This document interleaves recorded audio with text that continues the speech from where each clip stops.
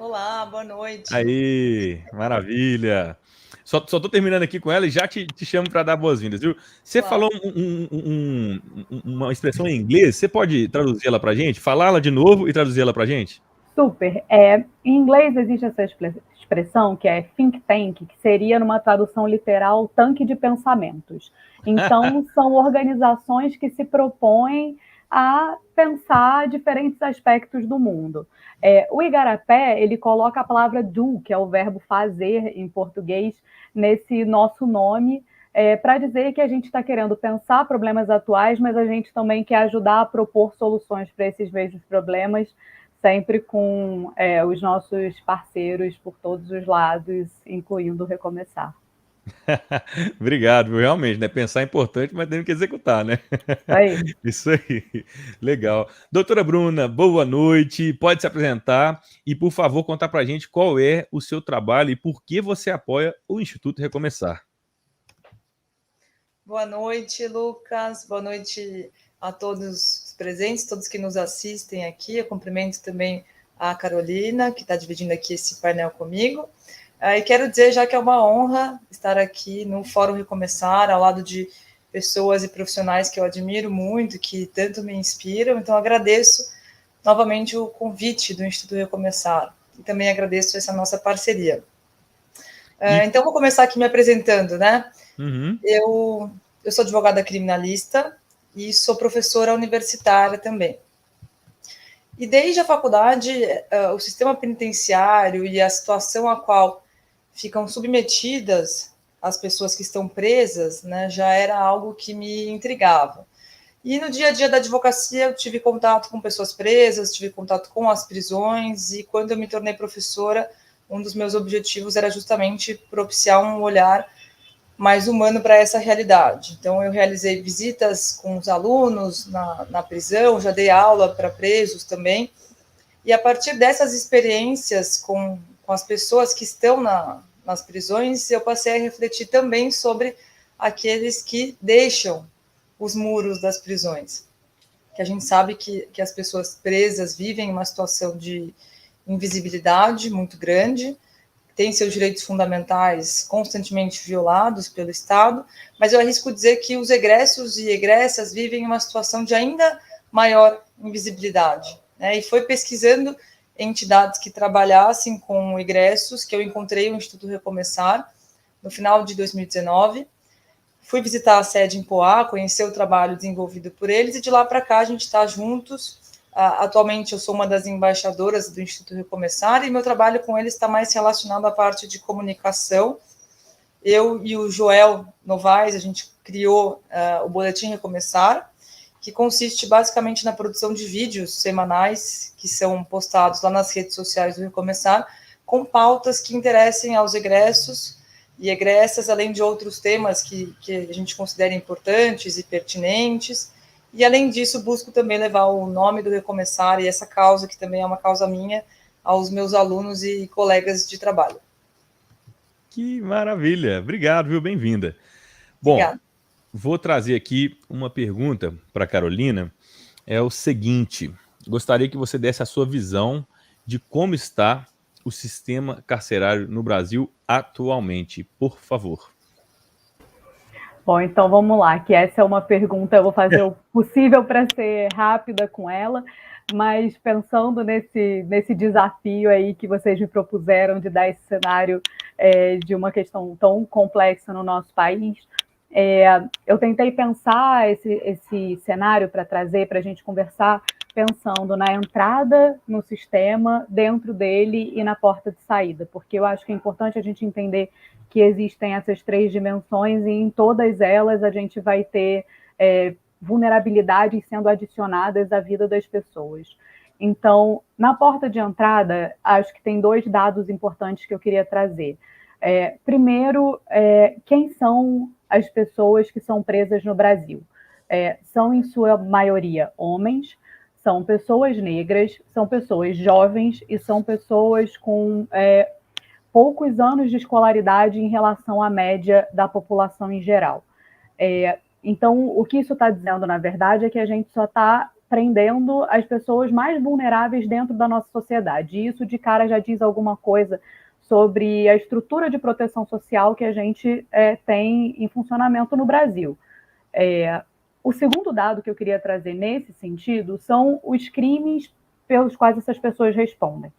Então, as mulheres, 56% dos crimes pelos quais as mulheres respondem são pela lei de drogas, e se a gente adicionar aí os crimes contra o patrimônio, esse número chega a 81% dos crimes, entre lei de drogas e crimes contra o patrimônio. Entre os homens, são 30% dos crimes relacionados à lei de drogas e 41% relacionado são os crimes contra o patrimônio. O que isso significa? Que 81% dos crimes cometidos por mulheres e 41% dos crimes cometidos por homens não são crimes contra a pessoa, não são crimes contra a vida. E isso diz muito sobre porque, apesar do Brasil estar aí há 2 décadas investindo no encarceramento em massa, a gente não vê um reflexo disso na redução dos crimes violentos. Nós, de fato, não estamos prendendo pessoas violentas em sua maioria. Então, quando a gente olha para... Então, vamos entrar no sistema, né? Quando a gente olha para dentro do sistema, e aí os dados que eu trago aqui são do segundo semestre de 2020, então pode ter alguma diferença aí em relação a dados mais recentes que alguém tenha, mas vou trazer esse recorte porque ele é um recorte completo do Infopen, que é o sistema de informações produzido pelo Departamento Penitenciário Nacional. Então, em dezembro de 2020, a gente tinha quase 668 mil pessoas presas e um déficit de mais de 200 mil vagas, ou seja, tinha uma vaga para praticamente uma pessoa e meia, né, se a gente for fazer essa conta. E esse número ainda é muito inferior do que o déficit em 2019, provavelmente por causa dos adiantamentos de saídas durante a pandemia, a orientação do CNJ nesse sentido. Então, mesmo com uma redução, e foi a primeira vez em 20 anos que a gente teve uma redução da população carcerária no Brasil, mesmo com essa redução, a gente ainda tem um déficit de mais de 200 mil vagas. Dessas pessoas, 30% está sem condenação, são presos provisórios. E apesar desse número vir caindo consistentemente desde 2014, quando ele chegou ali a 40%, ele ainda é alto. E o que esse número está dizendo para a gente, na verdade, é que a prisão provisória, que deveria ser um mecanismo excepcional, ou seja, você prender, privar alguém de liberdade antes dessa pessoa ter uma condenação, não é usada no Brasil de forma excepcional, é usado mais como regra do que como exceção. Então, isso é mais um ponto importante para a gente entender quem está preso. A cada 10 pessoas presas, 3 ainda não foram condenadas, consequentemente, podem ser inocentadas e temos todo um princípio de presunção de inocência no país. Outro ponto importante, que não vou me estender muito nele só por causa do tempo, porque eu acho que cabe toda uma discussão só sobre ele, é o encarceramento feminino. Então, essa redução na população prisional que a gente constatou em 2020, ela se concentrou nos homens. A população feminina privada de liberdade seguiu crescendo. E eu acho que um ponto que a gente fala muito sobre, e a gente tem que falar cada vez mais, é o quão disruptiva é a prisão de uma mulher, a privação de liberdade de uma mulher para todo um ecossistema que existe em torno dela. Mas vou seguir aqui por causa do nosso tempo, mas não queria deixar de registrar esse ponto do encarceramento feminino, e, de novo, muito concentrado na lei de drogas. Então, a gente já sabe que o sistema é precarizado, que ele está superlotado. E o que as pessoas estão fazendo enquanto elas estão cumprindo pena? Bom, em 2020, só 14% da população prisional estava trabalhando. E aí a gente teve aqui uma queda em relação a 2019, mais uma vez, muito provavelmente por conta da pandemia, mas uma questão a qual a gente tem que estar atento, porque houve aqui uma redução da população prisional trabalhando. No município do Rio, acho que para exemplificar 2 casos, assim, só 3,48% das pessoas em cumprimento de pena trabalham, e na cidade de São Paulo são pouco mais de 13%. Lembrando que o estado de São Paulo tem a maior população prisional do nosso país. Quase 25% das pessoas estudava, e dentro desse grande escopo, né, do estudo de pessoas estudando, só 10% de quem estuda cursa o ensino formal, ou seja, está adicionando anos de estudo na sua escolaridade formal, e a gente sabe que isso é super importante na porta de saída quando você vai buscar uma renda. No total, das quase 668 mil pessoas encarceradas no Brasil, menos de 11 mil estudam e trabalham. Então, o que a gente vê é que, do lado de fora, o Estado não está fornecendo a rede de proteção que as pessoas precisam para se formar, e do lado de dentro também esse apoio alcança muito pouca gente. E aí, entrando então na porta de saída, eu queria trazer mais alguns dados para a gente pensar. No segundo semestre de 2020, foram emitidos mais de 190 mil alvarás de soltura no Brasil. Ou seja, quase 200 mil pessoas em 2020 estavam cumprindo pena ou tiveram uma prisão provisória decretada e receberam um alvará de soltura. A gente não sabe quantas pessoas com passagem pelo sistema prisional nós temos no Brasil hoje, o que já diz muito sobre o pouco ainda que a gente olha para essas pessoas e a gente tem atenção com elas. Mas a gente tem esse número que dá uma dimensão. Foram 190 mil alvarás de soltura no segundo semestre de 2020. E aí, em um pedido de acesso à informação feito pelo Igarapé, só 15 dos 27 estados informaram ter algum tipo de atendimento formal a pessoas egressas. Então, aonde eu quero chegar com tudo isso, e a gente vai falar um pouco mais sobre os fatores na porta de saída, para falar rapidamente sobre a reincidência, é que a reincidência prisional, a reentrada, ela não é aleatória. Ela é resultado de desvantagens que vão se acumulando ao longo da vida das pessoas, antes, durante e depois do encarceramento. Então, a gente fez uma revisão de literatura, de pesquisas no Brasil, com pessoas que foram privadas de liberdade e que já tinham saído, sobre as demandas básicas na saída imediata. E a gente viu nessas pesquisas que essas demandas básicas são fundamentais e determinantes para prevenir um novo cometimento de crime. E essas demandas incluem regularização de documentação, recursos para necessidades básicas, como compra de roupa, deslocamento, comida, alguma fonte de renda, saúde, um atendimento de saúde. Então, tudo isso é muito fundamental quando a gente quer que as pessoas trilhem um caminho diferente depois do cumprimento da sua pena. Nós analisamos, então, nessa pesquisa, 111 trabalhos, buscando esses fatores que influenciam na reentrada. E aí a gente encontrou... Trabalhos acadêmicos? Trabalhos acadêmicos, mas também podem ter sido publicações públicas. Ok, obrigado. Então, por exemplo, dados produzidos pelo Judiciário, dados produzidos pelo Sistema Penitenciário Nacional, mas a gente, no total, revisou 111 documentos que tentavam entender, que tinham números de reincidência, né, traziam números de reincidência no Brasil, e que tentavam entender fatores condicionantes. E aí a gente viu que os 3 fatores que mais aparecem como nos estudos, né, aumentando a possibilidade de reentrada, são vulnerabilidade socioeconômica e, ou seja, justamente essa fragilidade de recurso para as necessidades básicas, e a relação com a família na saída da prisão, ter praticado o primeiro delito na adolescência, que tem a ver com toda essa questão da rede de proteção que a gente traz, e o desemprego. Então, eu acho que, sabendo disso, a gente tem aqui 3 pontos bem diretos onde a gente devia ser capaz de dar apoio à pessoa que cruza essa porta de saída, né? E essa importância dos laços familiares, eu queria, de novo, passar rapidamente por esse ponto para não deixar ele de fora, porque eu acho que é importante. Isso surge muito forte, isso conversa com outro dado super complexo do sistema, que são as transferências. Então, no segundo semestre de 2020, a gente tem registradas quase 245 mil transferências.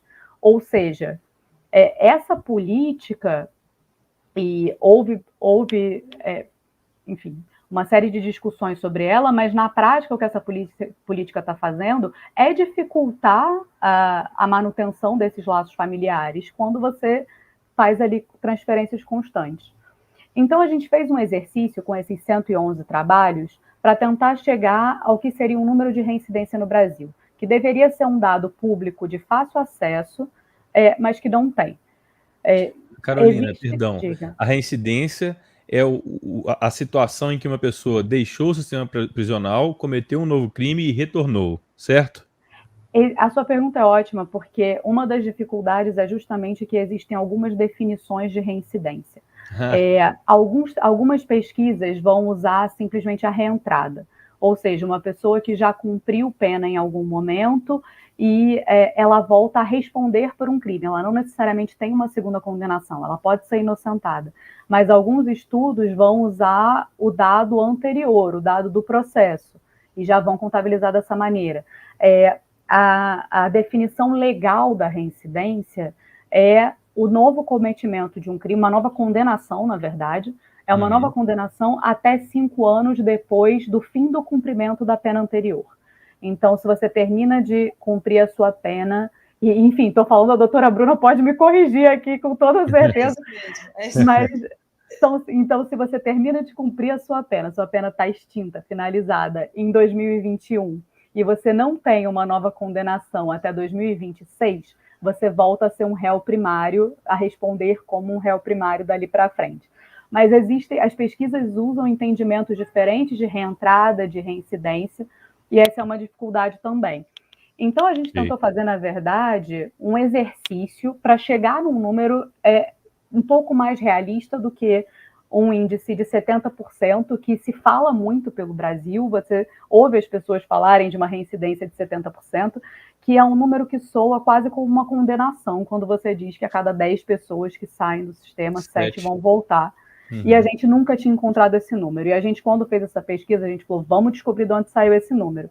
E a verdade é que nós não encontramos. Esse número, ele está citado, a fonte dele está citada em vários trabalhos, mas o documento original nós não encontramos, e nós trabalhamos com 2 professoras muito competentes da Universidade Federal de Minas Gerais nesse processo, e esse estudo original, para que se entenda a metodologia, quais foram as populações utilizadas, nós não encontramos esse número. E aí, para tentar chegar a algum número que a gente considerasse que talvez refletisse melhor esse cenário, a gente entendesse mais essas pessoas, a gente fez, na verdade, uma média da reincidência obtida em todos esses 111 estudos. Então, eu vou fazer, eu acho que preciso de um comentário rápido aqui, que metodologicamente, academicamente, isso é super complexo, porque cada uma dessas pesquisas tem uma metodologia, tem uma definição própria de reincidência, tem uma população, mas a gente achou que seria importante, já que a gente tinha ali um monte de pesquisas buscando compreender o mesmo fenômeno. E a gente chegou num número de 32% de reincidência, que é menos da metade desses 70% que a gente está sempre ouvindo falar sobre. Ainda que exista um desvio grande, ele não chega lá nos 70, né? Vamos também fazer essa tolerância, né? Ele está muito distante. Então, eu acho que aqui tem 2 questões. Uma é que o poder público precisa produzir esse dado para a gente precisa entender qual é a realidade dessa porta de saída e reentrada. E aí não estou falando mais de entrada, estou falando de reentrada. Mas é importante a gente entender também que uma passagem pelo sistema não é uma condenação para a vida, né? E as pesquisas mostram isso também. Não é só uma crença pessoal, é também uma crença como pesquisadora. Ô, Carolina, eu te peço perdão, que te ouvir é um negócio assim, né? É uma metralhadora de conteúdo importantíssimo, né? Só que a gente deveria entregar este painel às 19h30. Então, desculpe. Não peça desculpa, tá tudo bem. Até que eu que peço desculpa, que eu deveria ter te chamado um pouco antes. E aí, você já cumpriu as perguntas que eu iria te fazer e foi além com coisas assim, coisas muito importantes. Te agradeço muito. Fica com a gente aí. E vou pedir licença. Você finalizou? Posso passar para frente?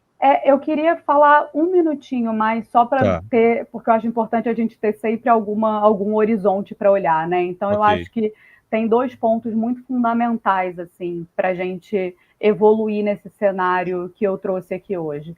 Acho que um deles é a reforma na lei de drogas. A gente hoje prende usuários o tempo todo, e isso não é eficiente em nenhum ponto de vista. Então, eu acho que tem um ponto muito importante aqui, que é estabelecer critérios objetivos de quantidade que permitam diferenciar o usuário de drogas do traficante. Eu acho que esse é um ponto muito básico. A gente hoje condena por tráfico usuários todos os dias. E o segundo é a rede de proteção social, que essas pessoas precisam o apoio antes, durante e depois. Muita gente chega no sistema e aquele é o primeiro contato que tem com o poder público, né? Porque ali ao longo da vida teve muito pouco desse apoio, né? Então, e isso a sociedade civil não pode dar conta sozinha, é muita gente, né? Isso foram 190 mil alvarás de soltura só no segundo semestre de 2020. Então, a sociedade civil acho que faz um trabalho heróico nessa tentativa de rede de suporte, mas a gente precisa cobrar também políticas públicas compreensivas para esse público, para que as pessoas possam quebrar esses ciclos.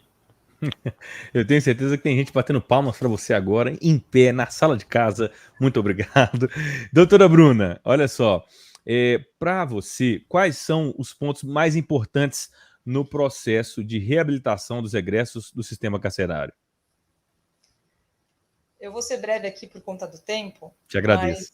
Mas, para mim, o ponto mais importante e mais difícil é justamente superar a estigmatização e o preconceito. Eu entendo que é preciso que as pessoas troquem as lentes ao olhar para o sistema de justiça criminal, para o sistema penitenciário brasileiro e para a realidade das pessoas egressas também. Mas isso não é uma tarefa simples. A gente sabe que uma das funções da pena é justamente a ressocialização das pessoas que a elas são submetidas, mas isso não acontece, né? Como eu disse, as prisões violam massivamente os direitos humanos dos detentos e das detentas, então a realidade prisional brasileira está muito longe desse ideal de ressocialização. Não vou nem entrar aqui numa discussão mais aprofundada sobre a pena de prisão em si, mas o fato é que a prisão dessocializa a pretexto de ressocializar e, no fim das contas, desumaniza e estigmatiza. E superar esse estigma, superar esse rótulo é um grande obstáculo. Por isso mesmo que eventos como esse são tão importantes. A participação da sociedade civil, de grandes nomes, falando sobre esse tema, é fundamental. E é o estigma que inviabiliza a reinserção social, especificamente aqui falando da inserção no mercado formal de trabalho. Eu costumo dizer que o trabalho é muito mais do que uma fonte de renda, é algo que é fundamental para a construção da nossa identidade, para o nosso sentimento de pertencimento, de dignidade, é um forte instrumento de inclusão social, de pacificação social. Então, o primeiro passo, na minha opinião, é superar esse preconceito. Uma vez superado, é preciso que estas pessoas tenham acesso a oportunidades, né? Oportunidades de emprego, de estudo, de qualificação, para que haja, então, uma efetiva reinserção à sociedade. E ainda que parte da sociedade seja incapaz de assimilar essa perspectiva humanista, a reinserção dos egressos e das egressas é fundamental também sob o viés utilitarista. Quanto maiores forem as oportunidades, menores serão os índices de reincidência e assim todos nós viveremos em uma sociedade mais segura e menos violenta. A solução para os índices de reincidência criminal aqui no Brasil não está na construção de mais prisões, mas na reabilitação dos presos, presas e dos egressos e egressas. E só para finalizar aqui, eu não posso deixar também de trazer um olhar de gênero e reconhecer que a pena privativa de liberdade, a pena de prisão, é ainda mais dura para as mulheres, seja por questões biológicas, pensando nas gestantes, mães, lactantes, como por questões sociais, uma vez que nós vivemos em uma sociedade patriarcal, machista, e esse estigma que eu mencionei, ele atravessa a identidade das mulheres de uma forma ainda mais dura, mais cruel, porque esse comportamento criminoso não é algo que é esperado das mulheres, segundo o papel social que é imposto a elas. Mas eu não vou mais me alongar muito mais aqui. Na minha visão, o primeiro passo, o primeiro obstáculo a ser superado é o preconceito, a estigmatização, e a partir daí a oferta de oportunidades é fundamental para essa reinserção social. Queridas Carolina e doutora Bruna, muitíssimo obrigado. Realmente dá para perceber que vocês têm uma vivência profundíssima nesse tema, né? E que teriam, vocês duas teriam a possibilidade de cuidar do evento todo e ainda ia faltar tempo. Então, muito obrigado pela contribuição de vocês.